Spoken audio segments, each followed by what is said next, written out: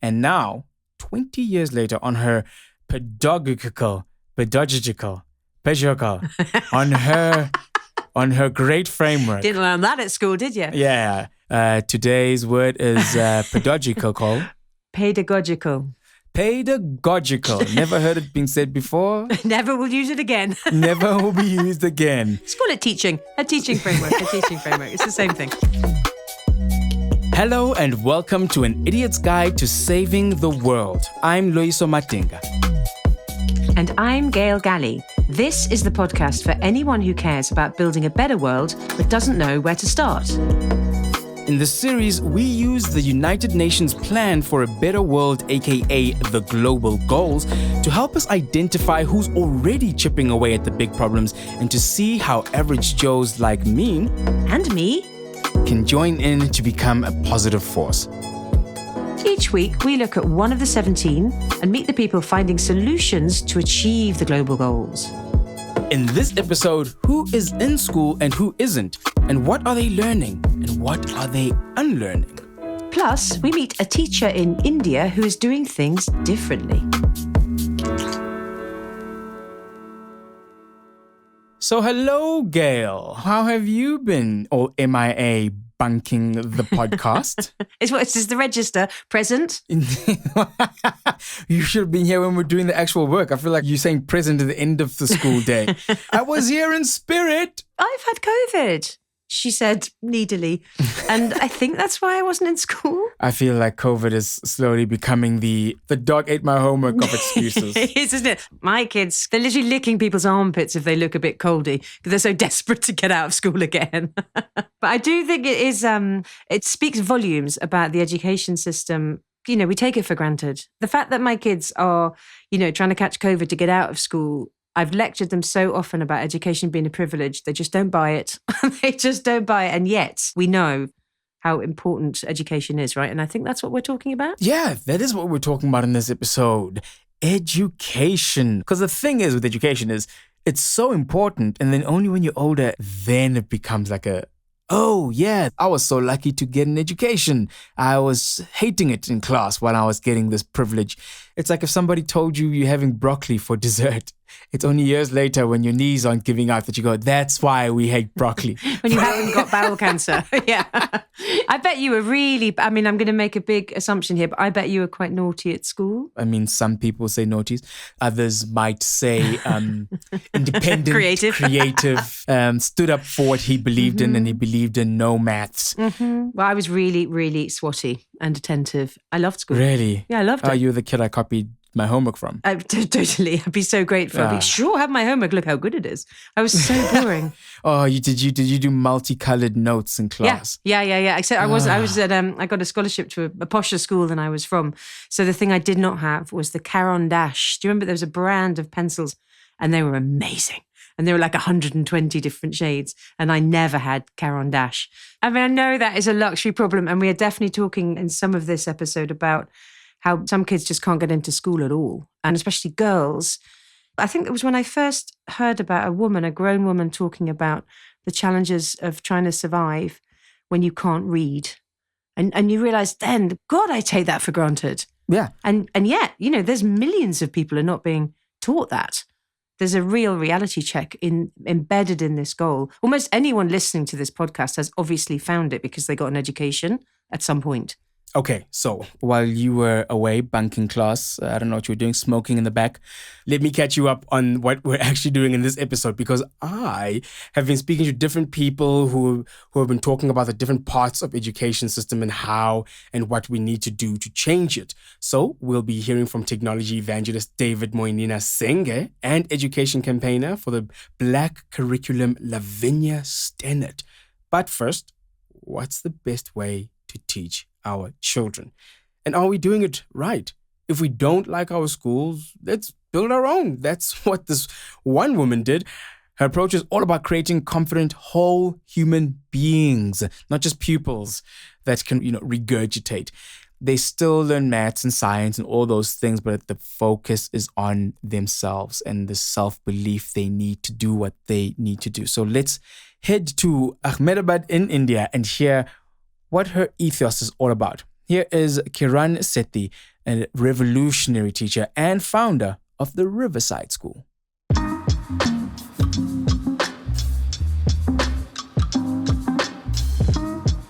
I'm actually a designer by education. So I graduated from Premier Design Institute, running my design firm, being a lady of leisure, and having the best time of my life. And then I become a mother, and my whole world changed. And I think that extreme and intimate experience of seeing how my son, all of 5.5, was deprived of his voice so early on, and witnessing an education system that rewarded compliance over conversation. He was told to keep quiet, and if he kept quiet, he was a good boy. And we insidiously build that into our children so early on. And for me, actually, that was not good enough. So coming from a background in design, understanding the power of belief and human-centeredness just gave me the opportunity to say there has to be a different way. So I took my son out of school and pretty much started Riverside in my home, to say if there is a different way, what can it look like and what can it feel like? Riverside was built on that ethos of the user, having that voice as an integral ingredient in the design of the processes, the spaces, the curriculum, the time. And then pretty much 21 years have gone by with this belief. I've learned now in the 21 years of running the school that we so often underestimate children and what they bring to the table. And if anything I have learned is this belief and this trust you give. They're whole people. They're just smaller and tinier, but they're whole people. That real belief, I think, translates into a child feeling that sense of empowerment. And then it comes very naturally. I think when they speak, they're speaking from such a deep source of having experienced this and having been trusted and listened to. How's the nose? My name is Kiara Shroff. I'm 9 years old and I go to Riverside School. I think I can means that whenever you have an idea, like for anything, it could be anything you want, and it means that nothing is impossible. Like, anything is possible and you can do it. It doesn't have to be any other person. Anybody can do it.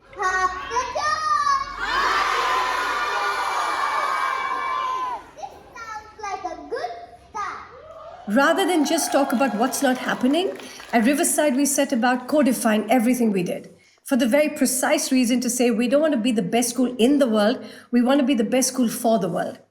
But just our framework, the framework which is our governing principle, which is feel, imagine, do and share, which we call FIDS, which becomes a pedagogical framework as well as a framework of empowerment, today is in 60 countries through Design for Change.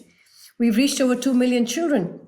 And children across the world are telling us, I don't have to be 18 to make the world a better place. I'm doing it today. And they're using this simple framework of empowerment to start with their heart, feel anything that bothers them, imagine change, do it, and then share it so that they can inspire other children to say, oh, I can do that too.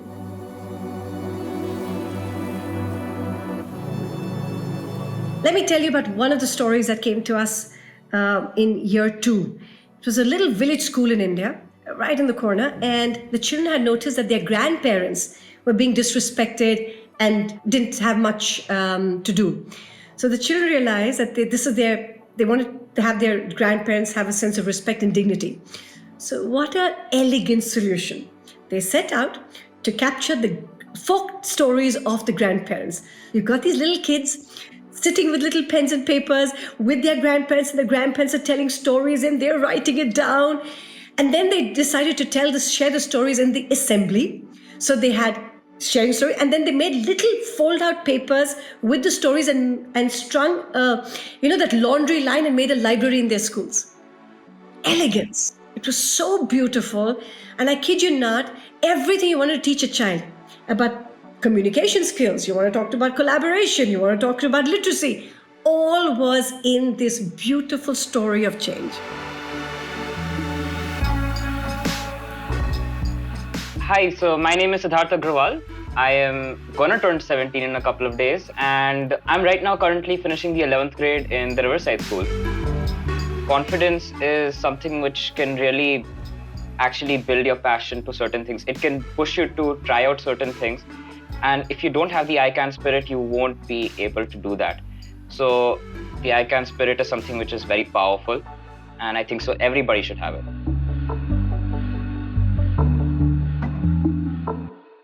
The only thing, unfortunately, schools across the world have done every time is exams and tell you your one monodimensional identity, which is so disheartening. I keep saying, we keep telling our children you are markable, but not remarkable. So imagine expanding that. Imagine giving the plurality of who you are. You could be a son, you could be a father, you could be an ornithologist, you could be a mathematician. The fact that we are human by chance, but we become humane by the choices we make, are those values of empathy and ethics and excellence. So these values need to be actioned. The role that education can play is so pivotal and so urgent to be able to bring the citizenship that we want. And I think if COVID has again highlighted that, just imagine this is the only time humanity came together. And children's education has always been a crisis. We've never had the collective will to get our act together and say, let's move the needle. So if COVID has taught us something and we take anything away from it, it is this, that it always needs to start with the heart. Nothing else matters for our kids. It's not what we learn tech. Tech, we can learn things by ourselves, but we only learn about ourselves with each other. And that power comes from the ability of the collective good and the idea that my work is for the greater good. Wow, she had all the sound bites, didn't she? I love what she said there about in the current system, you're markable, not remarkable. I mean, that's so true. Of course, it's like she didn't just change the curriculum, she changed the philosophy of education. Before you even step into the classroom, there is a world that is being built in this space, this Riverside School.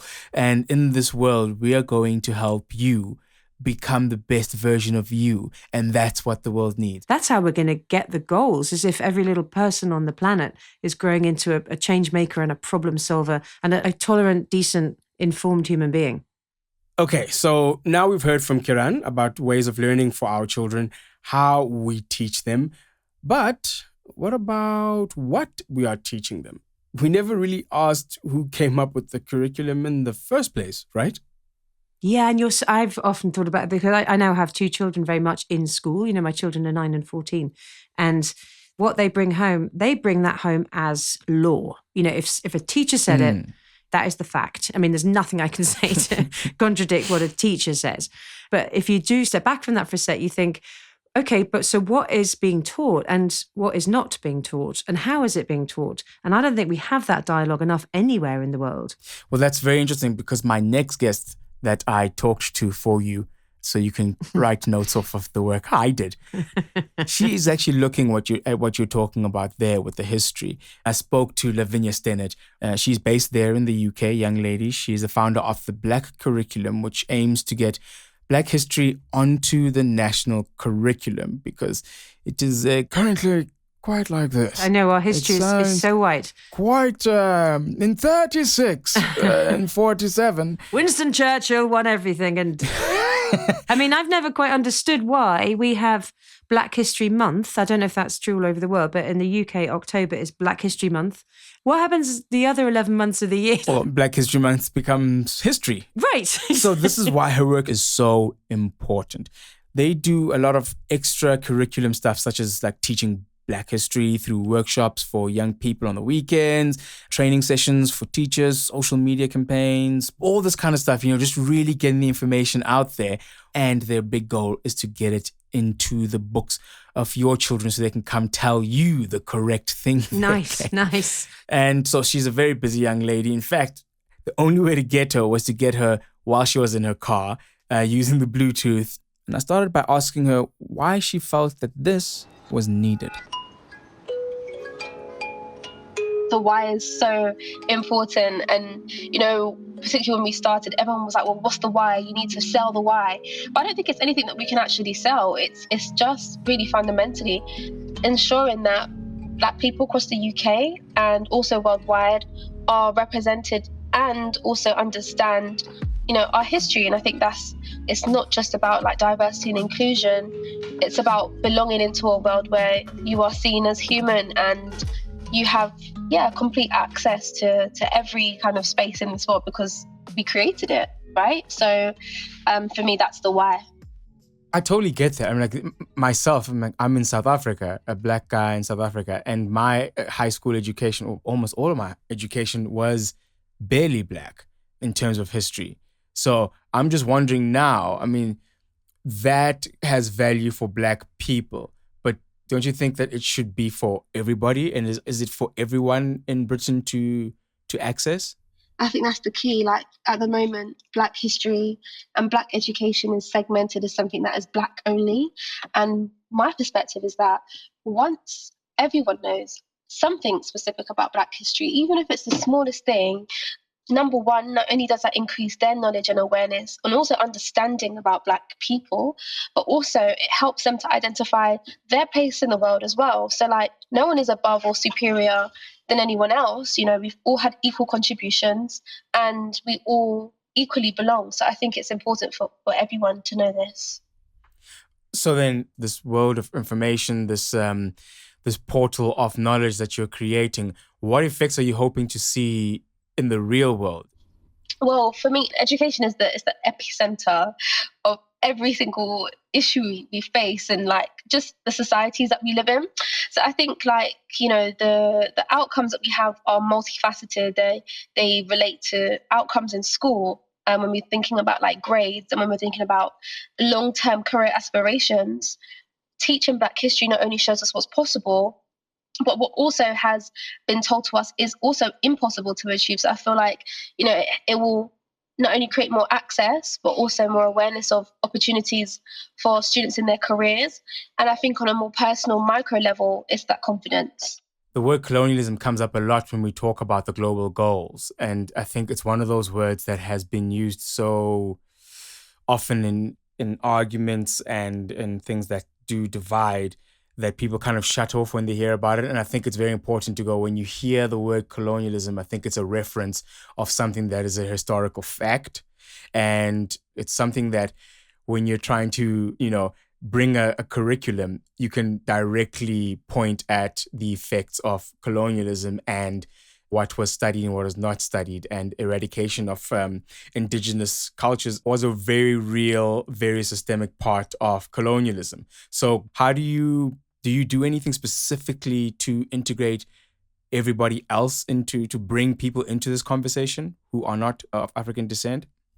Yeah, for sure. And I really like that you mentioned that, colonialism isn't just a throwaway word. It's a reality that still has many legacies today that, some would call neo-colonialism, and I'd agree with that. I think there are aspects of it that we're living and experiencing and seeing very, real today, and climate change is one of those. So I would like to emphasize that the way that we draw attention back to what we're doing for all people is through the kind of mainstream campaigns that we do. So one of our campaigns is called TBH 365, and that stands for Teach Black History 365, and it also stands for To Be Honest 365, because it's not just October. So essentially within that, what we do, we are trying to engage government to ensure that the national curriculum, so we're basically campaigning for that national curriculum to be changed or to embed specific examples of Black history, especially within the history subject. So we have mobilized MPs, councillors, parliamentary people to really kind of support that mission. And, local parents are involved. We also done a collaboration with Lush, which is a high street store focusing on cosmetics, to increase the audiences that we're trying to appeal to, because this isn't just a Black issue. So, yeah, I think it's about taking this outside of just education and Black education specifically to a national and also international movement.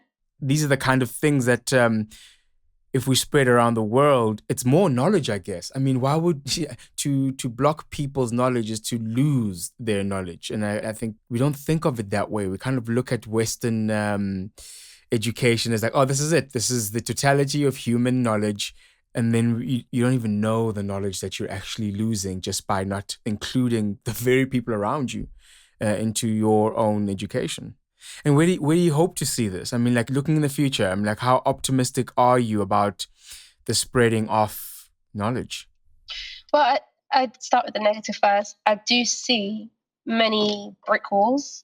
I'm not going to lie. Like when I think about education over social media, we experience so much on social media that it's very hard to not only facilitate a conversation that will provoke people to think and also then change their actions, yet alone have people become like almost ambassadors of what we're doing over that. And I've gone straight to social media because I feel like that's the place that a lot of us, we live there. So I think it can be quite depressing to think about the future when we have so much current problems, especially with the tools and the mediums that we're using. And then I don't even want to get into it, but the whole education system, it's super, super disenfranchising young people, firstly. And it's super fractured. So, large-scale change is very difficult to make because it involves so many different processes and people, and it takes a lot of coordination. Having said that, I feel like, what we're doing, the talking, the exposing of knowledge and specific campaigners who are doing incredible work gives me so much optimism and hope that, the work that we're doing can grow and that can sustain itself with like the right ambassadors, right? So, every global goal is so necessary. And I feel like this ecosystem that has been created is so key to not only raise awareness, but also bring people's like vision of what hope could look like together.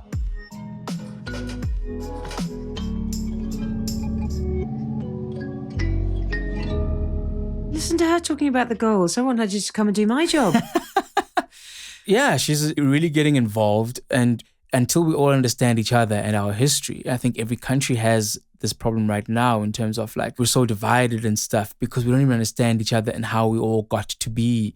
Then it's hard to find the solutions and work towards the solutions together because we haven't even built the idea of together yet.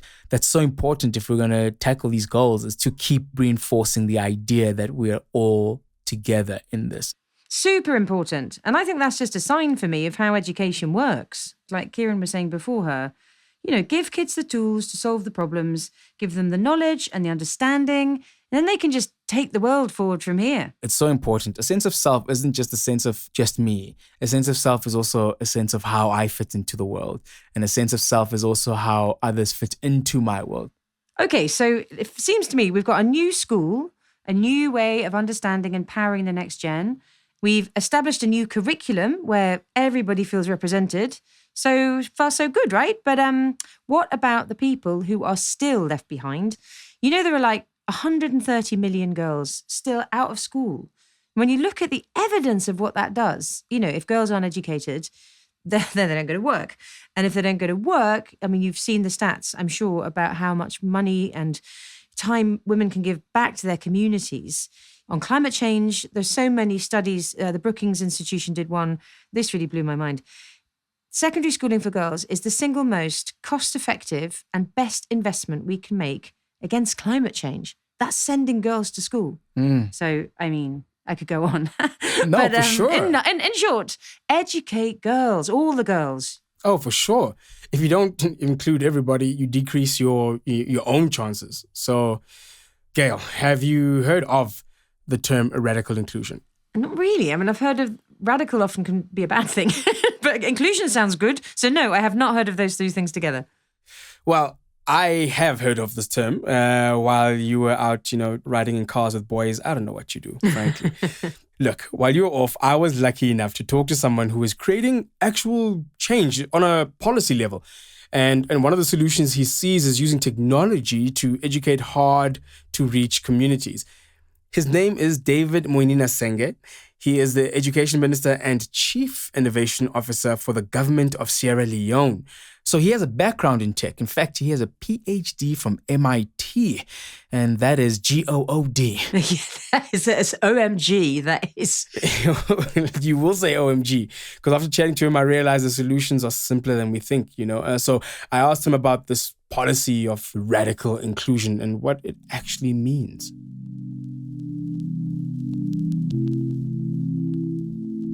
Yeah, radical inclusion really is that we'll stop at nothing until every child can go to school, no matter where they come from, no matter their physical or cognitive ability. And the reason for that is if you just say everybody come to school, you know that there are systems, there are infrastructure, there are regulation, there are taboos that mean not everybody will come to school. And radical inclusion is saying that as government, as community, as society, as schools, as everybody, we will take the necessary steps to remove those institutional barriers. We will take every step to change those laws. And we're focusing specifically on 4 groups who are historically marginalized. And these are girls and parent learners. These are people with disabilities, any form of disability. These are poor people, and these are people in hard to reach and remote areas. And within this policy, we are doing things like, if you're pregnant, you can come back to school, which was not possible before we changed the policy. It means that we are putting examination centers in every chiefdom, so you don't have to travel days and hours and sleep in a place to go take an exam. If you didn't have special buses to carry kids with special needs because you can't go onto the regular school buses, will provide special transportation for you. If you didn't have learning materials because you were in a place where you had to be in a boat for 3 hours from where the vehicle stopped, I will go there, my staff will go there, we will meet with you and we'll give you those materials. If you didn't have radio connectivity and radio devices, we will make sure that we cover as many people across the country with radio signal such that you can benefit from the education radio, and we'll give you the devices as well. It really is making sure that we stop at nothing until every child can access and stay safely in school.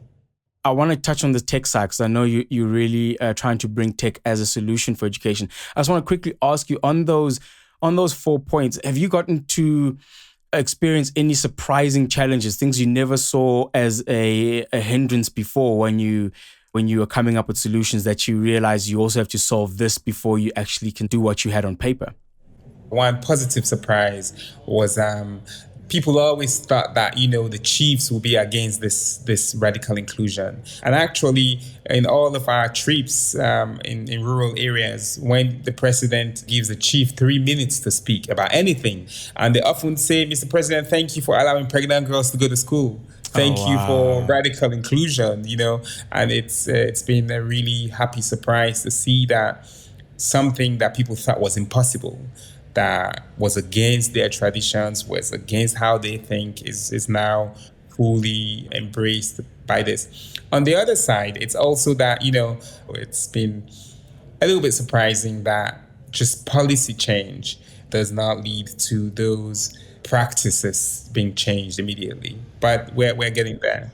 And I'm sure it's not an easy process because now you're having to go spread a message school to school that you were hoping a policy would cover for the entire country. Yes, it forces us to think outside the box. We went on this national tour of zero schoolgirl pregnancy, and I'll be these our leaders and our traditionalists and our cultural people don't necessarily talk about sex in a very open way in front of everybody where all the adults and the kids are.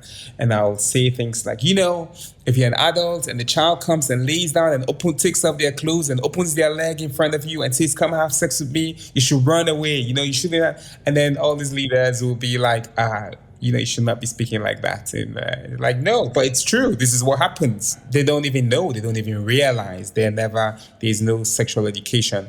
And in addition to having these policy changes and engaging people, we also change the curriculum.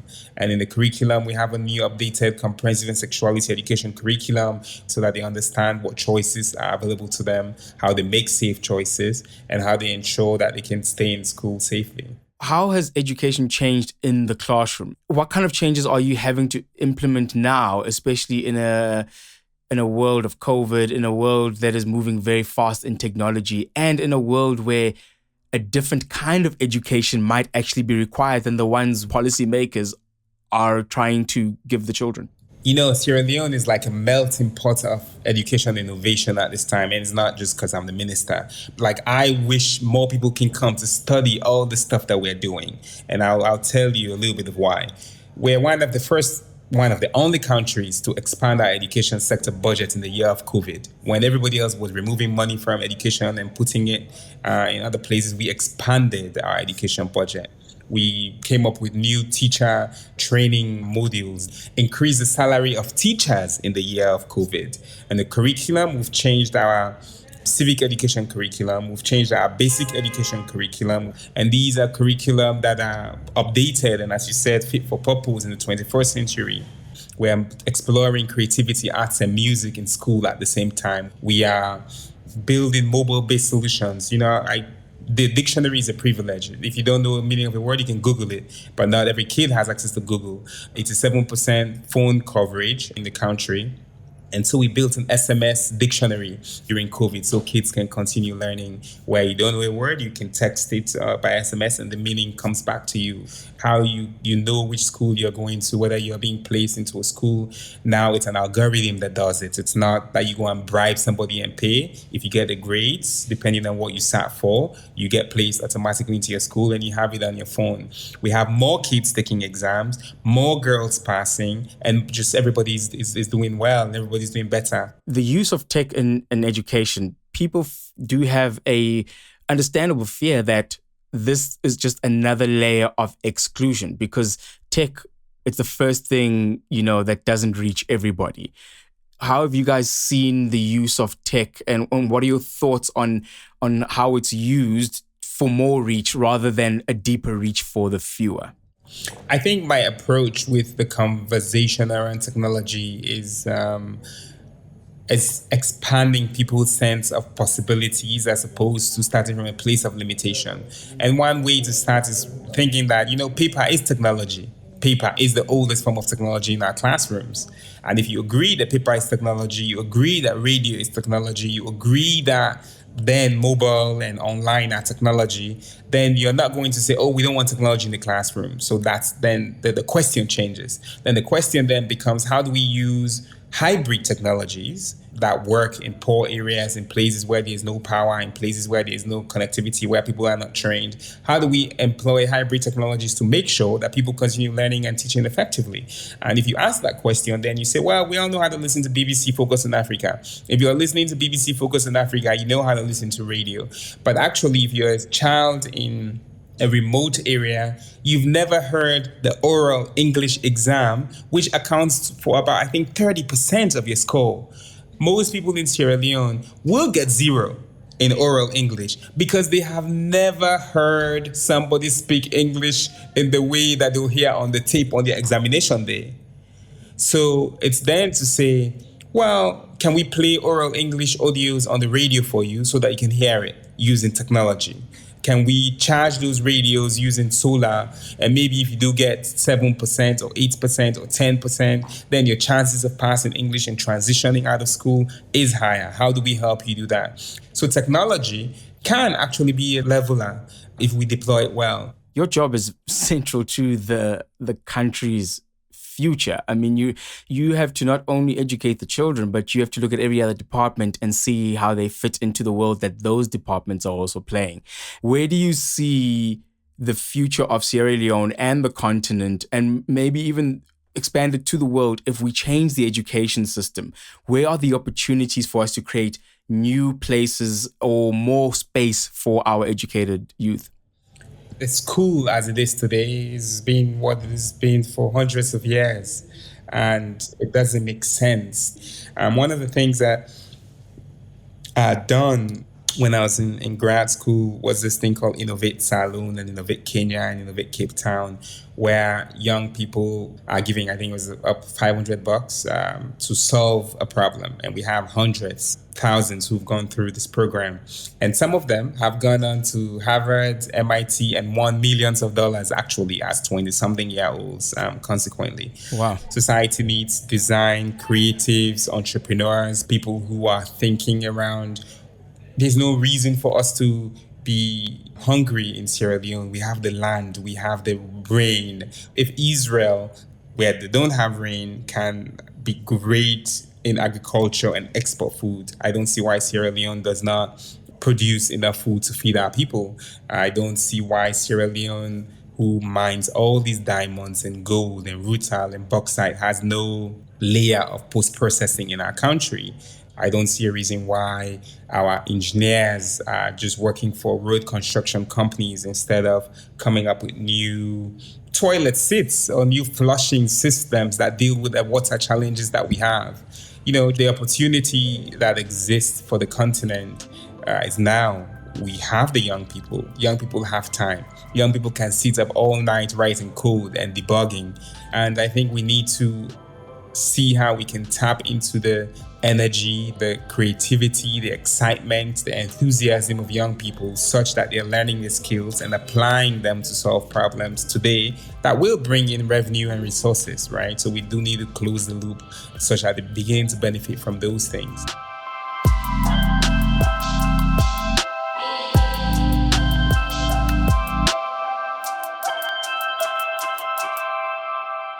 He's cool, isn't he? Yeah. I forgot that I was talking to someone in the government. There was no dodging of questions. There was no politically correct answers. He actually just gave me a breakdown of what they're doing. And what's fascinating for me is in this whole pandemic, they looked at their people as their main resource. And they said, when things get bad, if we just invest in the people, we'll be okay. I love the way he summed up there by talking about we've got the young people. Because, there's a lot said all the time about how African countries are so much younger than other countries, and you've got this brilliant resource waiting to be activated. And so what he's talking about is activating it in a really practical way. Yeah. And also using technology in not this lofty way we think about it. We can't send everybody MacBooks and Wi-Fi. And it's like, oh no, it's not MacBook and Wi-Fi. Sometimes it's an SMS. Sometimes it's radio. Who's thinking of radio as a solution in 2022? I know, especially a radical one. It's brilliant though, because it's working. The point of school, I realized post-school, was all you had to do in school was learn how to learn. It wasn't specifically about algebra. It wasn't specifically about history. But if I could use those lessons to learn how to learn, then when I actually know what I want to do, I can use the skill of learning. And I believe in myself because I have this skill of learning to do something else. Yeah, it's that I really always enjoy using the frame of the what and the how. And I think the current or the legacy school systems are based very much on the what, what subject matter, what is the right answer. Whereas the people we've been speaking with yes. It's all about the how. Because if you've been speaking with, and I've been, I think, analysing to a superior level of comprehension, certainly within the global goals context, is the how, right? So I feel so much better after this education episode because if all those people can get their solutions to scale, think about how many good things are going to happen in the world because of that. Yes, it's so great to know that the solutions are out there. But like with any class, were you attending? Were you mentally there? Because we need to test your attention. Yes, I was. I told you I was swotty. Oh, so are you ready for the recap? Yeah, of course. Bring it on. Alrighty then. Let us start the clock and see what we have learned. Let's go. Check with your kids' school about are they building tolerance and empathy and self-confidence. Kids are whole people. Books are important currency. If you've got spare ones, donate them. Yep, and be the best for the world, not in the world. That was a nice line. Let's not fear technology when it comes to children just because we're worried about gaming. Let's use it to give them the best education they can have. Yep, and join in the teaching. Find a way to be a tutor. Don't waste the education you got at school. Black history is history, so let's teach it. And all indigenous histories too. Oh, yeah. that is it. That's it. That is it. I don't know if we passed. Doesn't matter. Anyway, it's not about passing as we found out. So head on over to globalgoals.org where you'll find out so many more things you can do to get involved. Because that is all we have time for global goal number 4, quality education. There's a lot in that goal. We've only scratched the surface. But at the heart of it is how do we ensure inclusive and equitable quality education for everyone in the world. Oh, yeah. Yep. I'm excited to get out of this episode and get into a world where we are having better citizens. That's what I look forward to. Education creates better citizens because, man, it is hard to go outside with my current citizens. But it's just good to know that there's also better people doing things out in the world in the education space and that we can reap the fruits of the labor of these people by living in a better world in the future. Yeah? Yeah. I'm excited. Let's get it on. I'm Loyiso Matenga, signing out. And I'm Gail Galley. I'll see you next week. Ladies and gentlemen, An Idiot's Guide to Saving the World is a Radio Wolfgang production made in collaboration with Project Everyone. The producers were Yolaine Goffin and Holly Fisher. Additional editing by Louis Frayne. The researcher was Emmeline Duffy. The executive producer was Ellie DiMartino. If you like what you heard, please subscribe and leave a review. It helps other people find us. And the more people find us, the more people are saving the world. This podcast is supported by Google.org, bringing the best of Google to help solve some of humanity's biggest challenges. Find out more at Google.org.